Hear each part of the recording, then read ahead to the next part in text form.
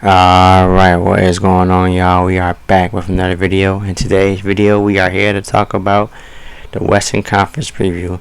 So in case you guys haven't watched my other video, so the last video was on Tuesday.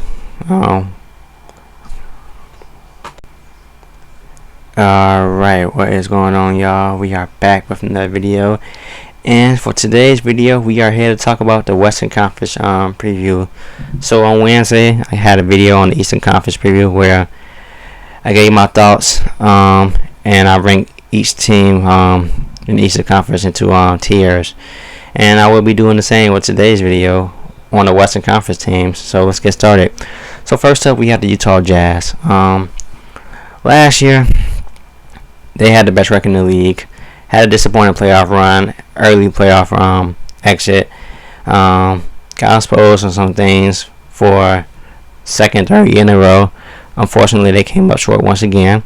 And they continue to have that cloud over them of not being able to deliver or come up in the postseason. So, the moves that Utah made this offseason, I like their moves. They added Rudy Gay, added Eric Pascal. They traded their favors in order to get Hassan Whiteside. So I like the moves they made. I think they got a little better compared to last year, but I still think they got the same issues. Which is they need another, scorer, shot creator besides Donovan Mitchell, and that's gonna be a big question mark for Utah. Once again this season, they have two good stars, but do they have a superstar? Well, I could say Donovan Mitchell is a superstar in the playoffs, but they need another star player next to Donovan Mitchell. Because in my opinion, Rudy Gobert cannot be your second star, at least in terms of being an offensive player. Excuse me. So yeah, I have Utah as a tier 2 team. I do believe they will finish in the top 3-4 seed this year. The Western Conference this year is a little down, and Alright, what is going on, y'all? We are back with another video. In today's video, we are here to talk about the Western Conference. Here to give my preview on each and every Western Conference team. And I'm going to be ranking each team into tiers. So I will have 5 tiers, just like my previous video. Which, go check out that video. It was on Wednesday. I did my preview on Eastern Conference teams, so I will be doing the same here. With that being said, let's get started. So first up, we have the Utah Jazz. So, of course, you guys know last year they had the best record in the league. They came up short, had a disappointing playoff run last year. Kind of got exposed or something last playoff run. And once again, this Utah team had a lot of question marks in terms of them in the postseason. They are a very good regular season team. I think a lot of people know that. But once again, from my opinion, for the third year in a row, they have failed to deliver in the playoffs. And that's going to be a question mark, for them again. I was talking about their offseason moves. I like what they did in the offseason. Adding Hassan Whiteside. They traded their favorite to get Hassan Whiteside pretty much. Added Rudy Gay, who was a nice scoring forward who could provide some offense for you off the bench. And then Eric Pascal, who could be a two-way player off the bench for them. So they added some nice role players, on the squad. But the question still remains to be seen about who will provide help for Donovan Mitchell in the playoffs. Who can be that second star, in terms, on offense. That's Donovan Mitchell. Because in my opinion, Rudy Gobert cannot be that second option in terms of, your second star or the second option on offense, in my opinion. Utah kind of in a tough spot, in my opinion. I wouldn't say tough spot. They kind of, in my opinion, stuck right now because they got 2 good stars. 2 good stars, no superstar yet. Even though I do believe Donovan Mitchell, in terms of his playoff resume right now, he performed like a superstar in the playoff. But they need to add a second, star guard next to Donovan Mitchell.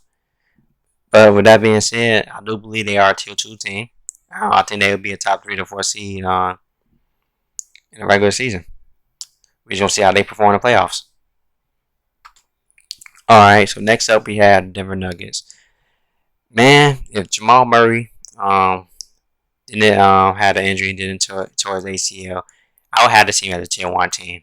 I thought last year, the way they were playing after the trade deadline, what the moves they made to get Eric Gordon and the way they was playing, I thought they had a legit chance to come out the West last year. And I would tell you right now, if they was healthy, they'd be my tier 1 team. But as of right now, I think they're a tier 2 team. They had the MVP in Jokic. I was kind of disappointed in Michael Porter Jr. in the playoffs, but I do expect him to take another jump. I like the offseason addition of Jeff Green. I think that'd be a bigger piece than people realize. He pretty much replaces Paul Millsap, who was I think is an upgrade for Paul Millsap at this stage of their career. Like I said, they extended Aaron Gordon, which $23 million a year, was I'm kind of scared about that contract. But he's a very good role player for this Denver squad. They extended Michael Porter Jr. to a max contract, which I'm also very scared of. But if he can live up to his potential, then he worth a max contract. And then we're gonna see how Jamal Murray gonna bounce back. People saying he probably gonna return sometime second half of the season. I'm kind of got some question marks about him returning during the season, but we're gonna see how he come back for ACL injury. Then Jokic continue to be MVP. Jokic, playing at MVP level, and then Michael Porter is gonna be probably the X factor. Also, I like the role players they have. I like Monte Morris, was in my opinion one of the best backup point guards in the league. I think he's a starting point guard in this league. Will Barton, solid player. I think he's better suited as a 6-man. Composed to starting. Aaron Gordon, nice role. Player. Versatile forward who can defend pretty much 1 through 4. Switch 1 through 4. Sometimes switch 1 through 5. So when they completely healthy, I think Aaron Gordon really gonna be critical to this team. They got players like PJ Dozier, who I thought was very good for them last year. They got Capazzo, who was a good rookie last year. He's a nice veteran player. He was a 30-year rookie last year, but he provides that veteran experience. So this Denver squad, in my opinion, they're completely healthy. I'll have them at the tier 1 team, but as of right now, they'd be my tier 2 team, which I do believe they'd be around that 4, 5, 6 area this year.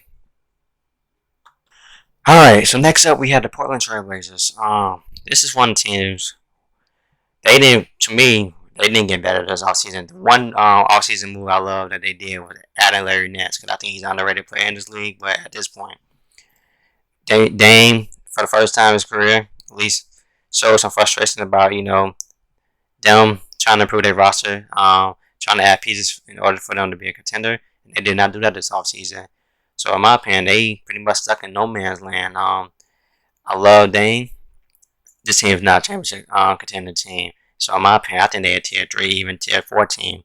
I have to see as a 7, 8 seed. So I have them as a tier 3 team in the West. My opinion, we're going to see how things go. I think they stuck in no man's land. They didn't really get much better this offseason. I know they added like Tony Snell. They added, who else they added? They added some more role players. But they didn't get much better this offseason. So I already got them in the tier 3 team. And they are not contenders, in my opinion. Alright, so next up we had the Minnesota Timberwolves. I'm gonna go ahead and take a little hot take. I think this team gonna be better than a lot of people expect them to. I actually think they can make a play-in game. And they could possibly be an 8th seed. That's their ceiling in my opinion. I think they could be an 8th seed. I think they make the play-in game this year, as long as they stay healthy. A lot of people didn't pay attention to Minnesota Timberwolves last year. I know last year they didn't have a good record at all last year, but when they was healthy toward the end of the season, they went on a nice winning streak, and this team looked a lot better when they fully healthy. When D. Russell played, Anthony Edwards was fantastic second half of the season, and then Karl-Anthony Towns was healthy, the last stretch of the season, and they look really, really good. Unfortunately, they didn't have they lost a draft pick this year to the Warriors, since they lost their protection. But I think this team is very good offensively. Karl-Anthony Towns has become underrated around the league due to the situation in Minnesota, not being in winning situation in Minnesota. Have one playoff, appearance, in his career so far.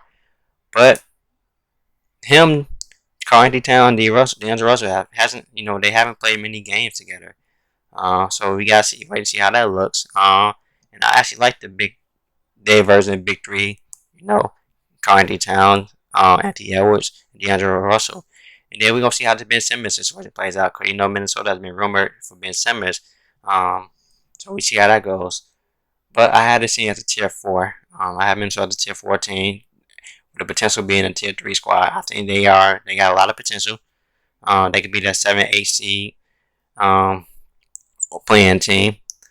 I think they make the playing, the playing game this year. As long as they stay healthy. And I'm higher in Minnesota than most people are, as long as they stay healthy. And then I also almost, forgot to include this. They added Patrick Beverly. I think he will instill that toughness to this roster. J.D. McDaniels, in my opinion, is one of the breakout candidates for the young players this year. I'm not saying he's going to be the most improved player running, but I think he got a chance to break out a little bit more, get more recognized, this season. And I like his fitness to Carnegie Towns, man, long term, potentially. So we'll see how it goes. As of right now, I have Minnesota as a tier 4 team with the potential of being a tier 3 team. Everything go right for them. All right, next up we had OKC Thunder. I'm very intrigued by this young team. Obviously, they got infinite amount of picks. They got a young star, and Shai Gilgeous-Alexander, Deshaun Max extension. This offseason, I'm a big Shai fan. One of the smoothest young players in the league. One of the more underrated young players in the league. I'm very interested in this OKC future. Love the young player they got. Shea, Lou Dort, Darius Baisley, Pokasevsky. They added a 6 pick in Josh Giddey, which a lot of people got mixed opinions on. My opinion, I haven't watched him play, so I'm not going to judge him. Nor do I understand why everybody hating and criticizing the man who hasn't played a single minute in NBA, already calling him bust. In my opinion, I think that's wild to say. Man hasn't even played a game in the NBA. Just wait and see, is he going to be good or not? So, we're going to see how they are. They're going to be in development year, but they are definitely a tier 5 team this year, in my opinion. They could be potentially a tier 4 team and stay healthy this year. But I don't expect this team to make the playoff this year, so I have them at tier 5 this year. Alright, so next up we have the Los Angeles Lakers. And I'm going to say this right now, this is my tier 1 team. LA Lakers, obviously, LA, one of the biggest franchises in basketball. They've been getting hyped up so much, which is an LA thing to do. They are one of my contenders. They are my top 3 contender team this year. I'm not calling them the absolute favorites because my absolute favorite is Brooklyn this year, but they are definitely top 3 contenders right now. A lot of people, I'm not high on the Westbrook LeBron fit as many people are, but if this do work, they are second most talented team in basketball. If everything come together, they're the second most talented team in basketball. My opinion, I'm kind of concerned about their damn defense, especially on the perimeter. They lost a lot of perimeter defenders in KCP, Kyle Kuzma, etc. So I think Alex Caruso. So I believe people, they really going. I don't think they're gonna be a top defense in the league this year. I still think they'd be a very good defense, but I don't think they're gonna be as good a defense that people think they are. Anthony Davis really not to carry them defensively, especially with that starting lineup. Yeah, but if everything fall in place, fit in right, and they play to the max potential, they are clear for everything in the West. Everything come together. This is my opinion. I got concern. I got reservations about them being the absolute favorites in the West. Like it's no contest or something. I'm not in that ballpark. I think they're very talented. I'm not going to just say they're the runaway favorites. I'm not going to guarantee them making it out of the West. So a lot of people are already penciling in at the champs or making it to the finals. I'm not one of those guys, man. It's the reason why you play out a season. But consider the offseason they had, man. They probably had the best offseason, especially with what they had in gas space. They got Russell Westbrook, added Rondo. Two of the biggest surprises free agent names and signings, in my opinion, was Malik Monk and Kendrick Nunn, which you don't typically see young guys ring chasing at that age. They usually go out get their money, but I guess they want to ring chase early, man. But we see what happened with that signing. I think those two are, to my opinion, the two best signings besides trade for Westbrook. Yeah, Even though, like I said, I got reservations about Westbrook being a great trade. But like I said, I like the Malik Monk signing, and I like Kendrick Nunn signing the most out of this out of their free agency. Out of the free agency. Added Rondo, added Dwight Howard. Was also thought was a good signing because they missed that big man. Toughness, rim protection, energy. Added shooters in Trevor Ariza. Added Kent Bazemore. So they added a lot of players, man. They reconstructed their whole roster. So it's gonna be interesting to see how the Lakers team, fits together. And I know they're gonna be probably the main focal point this season alongside Brooklyn Nets. So we're gonna see how it goes. But like I said, this is my tier 1 team. I'm not calling them absolute favorites, but they are one of the favorites in the West and one of the favorites to win the title this year. Next up, we have the Golden State Warriors. This team is tough to put in the tier 2 because I think they got tier 2 potential, but I got them as a tier 3 team in the West. Steph Curry, we know how good he is, MVP caliber player, one of the top 4 players in the league, one of the greatest offensive players that we've seen. But the question mark still remains outside of Steph Curry. We don't know what Andrew Wiggins' situation is. They lost Kelly Oubre, and Kent Bazemore. Make that whatever you want to. The return of Klay Thompson. I do believe that the Warriors are putting a little bit too much pressure on Klay. He's just coming off 2 major surgeries. I hope Klay can come back and be his old self, before he, hurt himself in the finals, like he was in the finals. Hope, Klay can come back, being back to old Klay. Because, man, watching Klay and Steph in that backcourt is so exciting for basketball. But, you still got Draymond. Draymond not the player he was in 2016, but he's very good defensively and one of the smartest basketball players in the league. The young guys, Moses Moody and Jonathan Kuminga. I'm high on both of those guys. I like they draft like Iggy for the veteran leadership, locker room presence, could be on or off the coach, on or off the court coach. So I like the Iggy signing. I like the Otto Porter signing. If he can stay healthy, I really do believe that the Otto Porter signing is very underrated. I think he'd be a very good fit with the Warriors if he can stay healthy. I love his game. I'm an off-ball player. Plug him out. We can plug him in at that 3 and 4 spot. I love that pairing for Golden State if he can stay healthy, man. James Wiseman. Gonna be very interesting because a lot of people were critical of his rookie season. In my opinion, I don't think his rookie season was that bad. I mean, people say it was. He came in a tough spot. He was injured last year, but you look at his rookie stats. I think he had a good rookie in terms of production. He had a good rookie on production. So James Wiseman's growth is gonna be huge. Andrew Wiggins' availability and him taking another step is gonna be critical. Draymond and Steph continue being the players they are, and then the return of Klay Thompson is the X factor of this team, whether they be a tier 2 or potentially a tier 1 team in the West. If he can return back to their old form, and Klay was his old self, I'll put this team in the tier 1. If he is his old self, like he was in 2019 finals, I have the team as a tier 1 team. But right now, they got a lot of question marks on this squad outside of Steph. I do like the offseason addition they made to this team, but I have the team as a tier 3 team right now. The Phoenix Suns. Man, this team is also, I had trouble putting them between tier 1 and tier 2 squads in the West. I do think they are a contender in the West. I actually think this team is better this year compared to last year, even after making that final run. A lot of people tend to forget. This was their first playoff run in 10 years, and they made it to the finals. People could talk about who they faced in the playoff run. They had to deal with injuries, injured real teams. But isn't that every playoffs? Like, I don't understand why people call this a fluke run. This was absolutely not a fluke run. I'm high on the Phoenix Suns. I have them as a borderline tier 1, tier 2 team, so I'm not mad if you put the team as a tier 1 team or a tier 2 team. This could be the same team that could lose in the first round, depending on matchups in the West. And they better this year, in my opinion, compared to last year, even off them.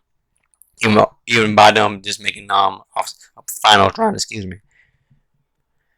So I'm gonna put this team as a very high tier 2 team. Like I said, they borderline tier 1, tier 2 team. That's why I got them at. The age of Chris Paul, it's gonna be a big question mark. For them, can he stay healthy for a full year and for a full postseason run? Because he dealt with injuries in the postseason, so they need a healthy Chris Paul. And then the next step in the progression of DeAndre Ayton, Devin Booker, and Mikal Bridges is gonna be very critical. DeAndre Ayton can make an All-Star league this year. If he can make an All-Star league this year, then that'd be huge for this roster. And I had this team as the second best team in the West, with the potential with them being a tier 1 team. So as of right now, main X factor is going to be Devin Booker continue being great. Can he take that next step into being a superstar? He's in between a superstar and an All-Star, in my opinion. He's a star player right now.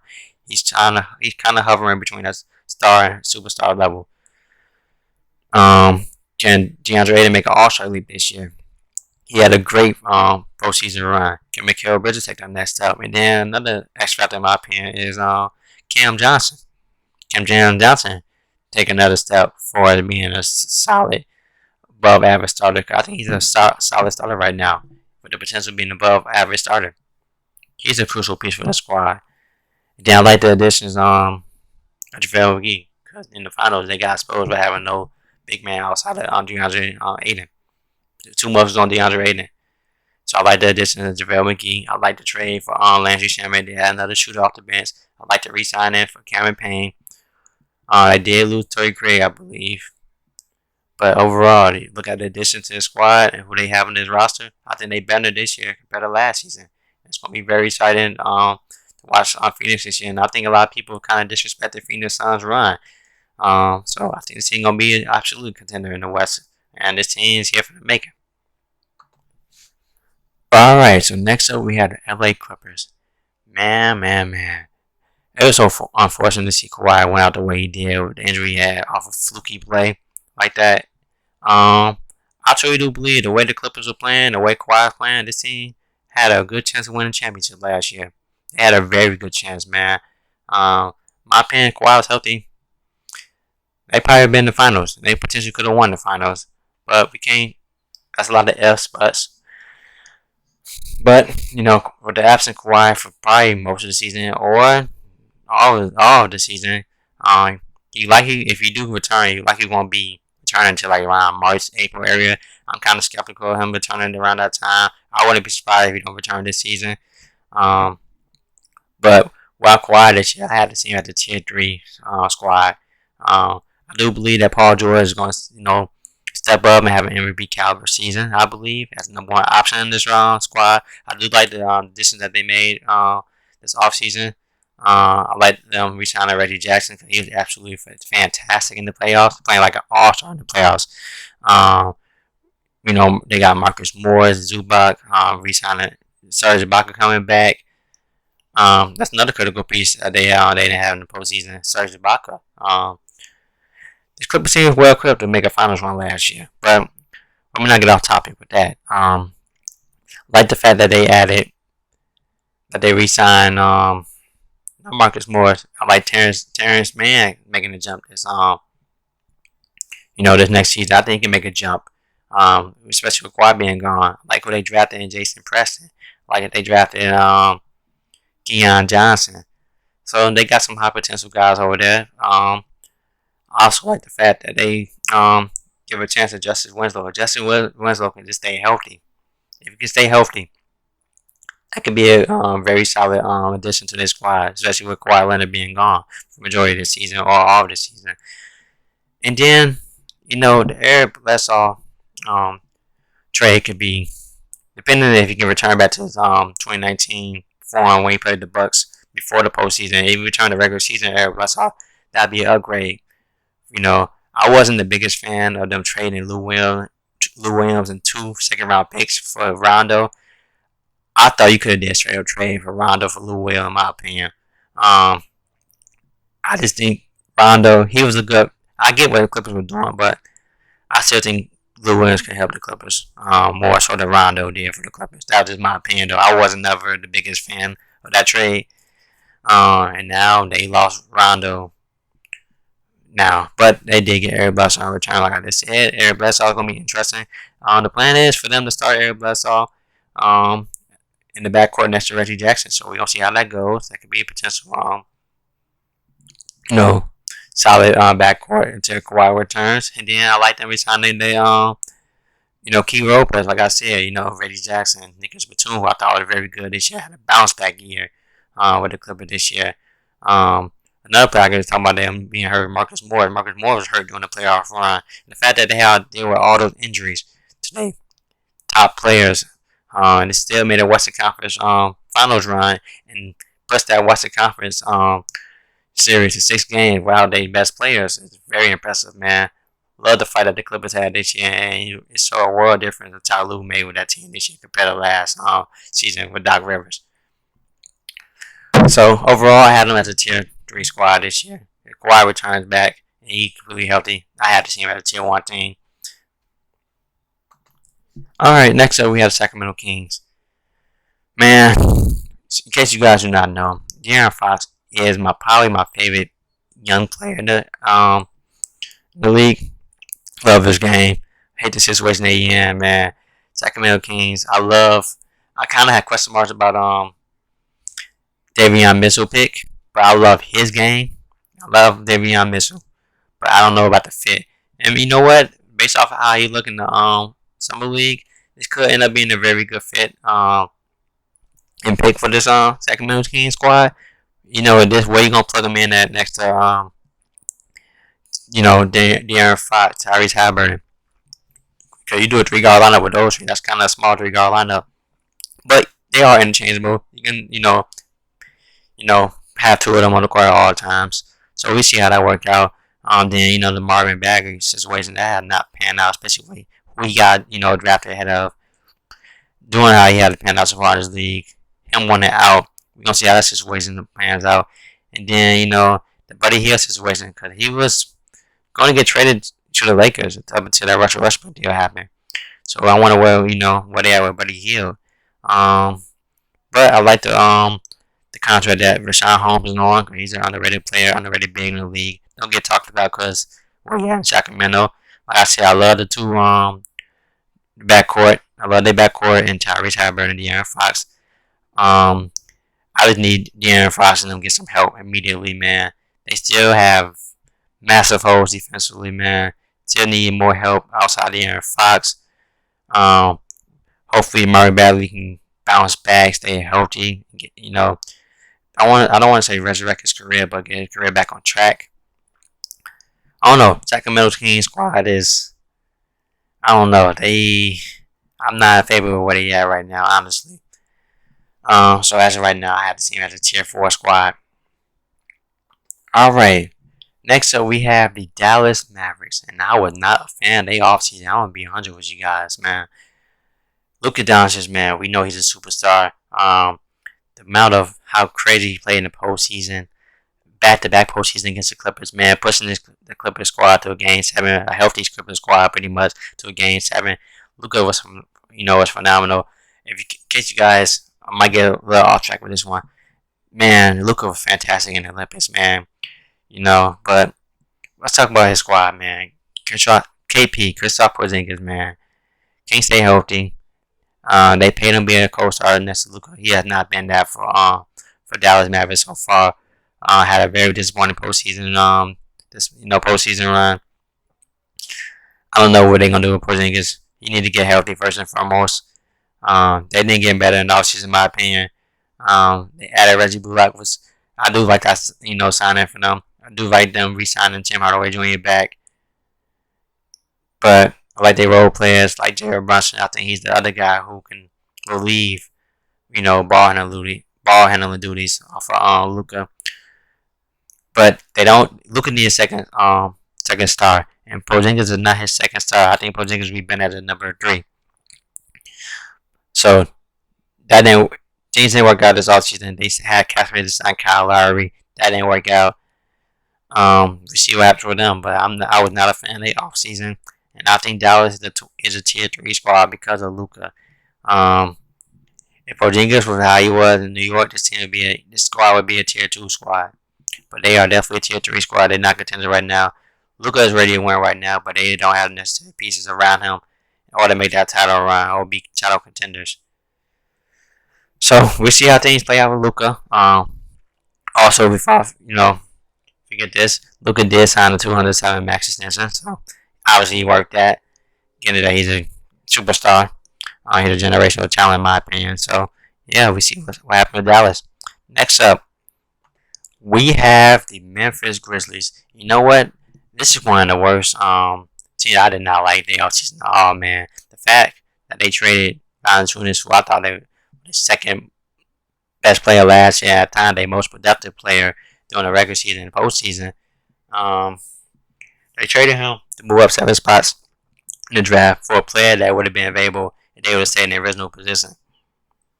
They got Steven Adams, which I like Steven Adams as a player, but I don't know about his necessary fit in Memphis next to John Moran. I think he'd be very solid in Memphis, but in my opinion, it's a clear downgrade for Valanciunas. Jared Jackson Jr. is going to be the X factor, in my opinion, for them, and they want to take that next step because he needs to stay healthy. He had all-star potential, but he had not lived up to the hype right now due to injuries.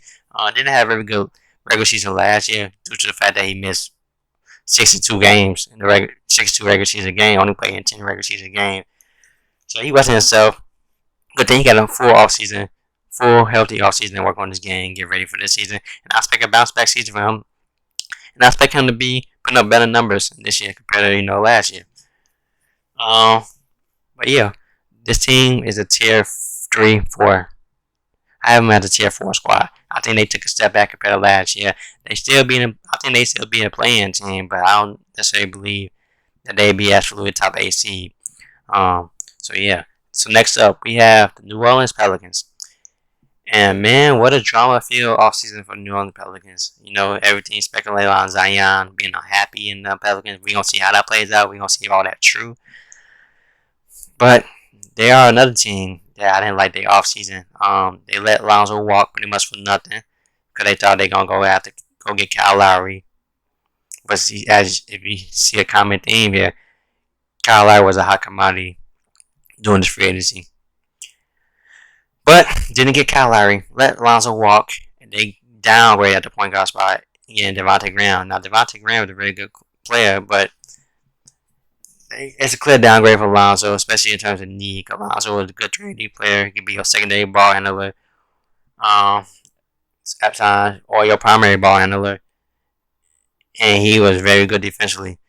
One of the few good defensive players on this Pelicans team who struggled mightily on the defensive end. So I don't like that. I like the best thing about them. They had Jonas Valanciunas. That was probably the best, part of their offseason.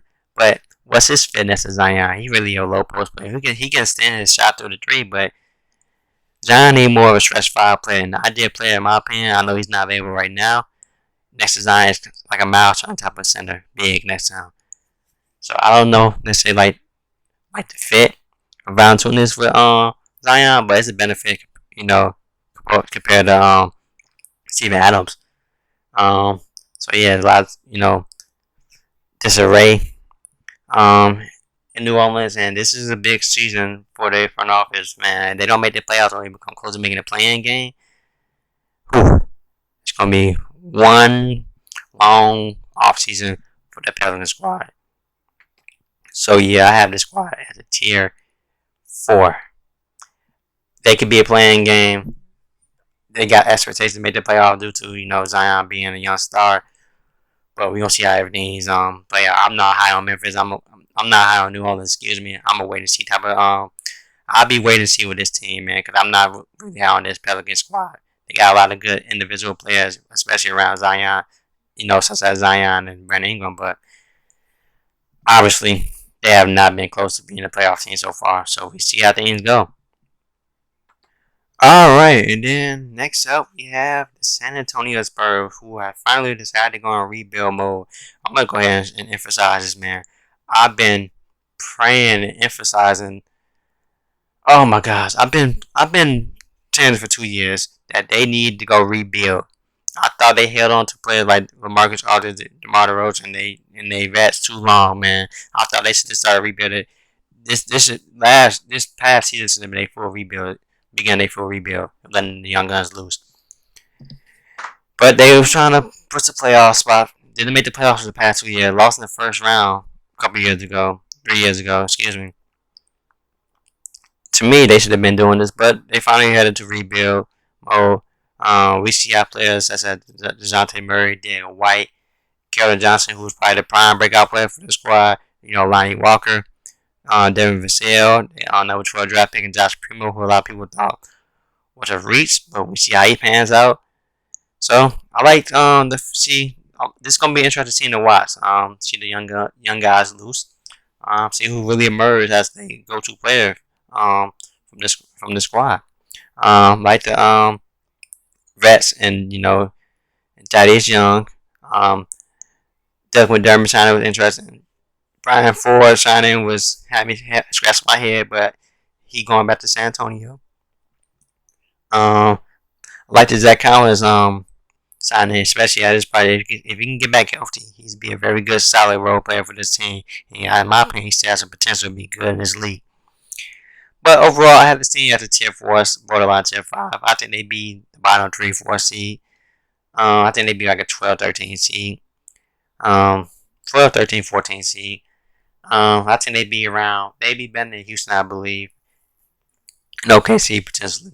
So I have them at a 13 seed. At the highest I can see the squad, it'd be like a 12 seed. They could potentially make a somewhat competitive run toward the playing game, even though I don't expect them to be in the playing. But yeah, the San Antonio squad would be a fun young team to watch, but I think they believe they'd be a tier 4 squad this year. And last but not least, we had the Houston Rockets, who, in my opinion, had probably the funnest summer league draft team this year. I love the way they drafted Jalen Green, who's probably the most dynamic and electrifying player in this class. Alfred Single, who I didn't know much about, who had a very good summer league. Josh Christopher had a good summer league, where I wasn't as high as him and wasn't a fan of his freshman year at Arizona State, but a lot of that due to the fact that they was in disarray. Chemistry wasn't right, and kind of had a lot of similar players in that squad, so the fit wasn't necessarily the best at Arizona State. And then, they had Usman Garuba. So I like the draft, who was a defensive menace on this team. This team gonna be fun to watch this year. They won't be very good in my opinion, but they gonna be fun to watch. Christian Wood still on the roster. I'm excited to see the backcourt KPJ, excuse me, and Jalen Green, Kevin Porter Jr., nice young piece. They have Deshaun Tate, so it's gonna be a fun young squad to watch. But I had to see them as a tier 5 squad. I think they'd be in the bottom 2 in the West this year. This definitely be a rebuilding year, a fun rebuilding year in my opinion. But the future is bright in Houston, and that's all I have to say, man. I'm gonna keep this video. I don't want to go on rambling too long because I've been talking for over 35 minutes. I gotta find a way to ramble down, cut down my minutes, and stop talking so much. But when you love basketball, what I do, man, it's hard to stop talking sometimes. But once again, guys, I'm sorry for making this video so long. I hope you guys stay with me, and if you are still here with me, let me know in the comment section how you guys feel about my tier rankings, and how would you guys rank your tier list. Comment your tier list down below, man. Hope you guys enjoyed this video, man. Please like the video if you like the video. Subscribe if you like my channel, man. I greatly appreciate it, man. With that being said, hope you guys enjoy the rest of your day, and I'll catch you guys later, man. Peace out.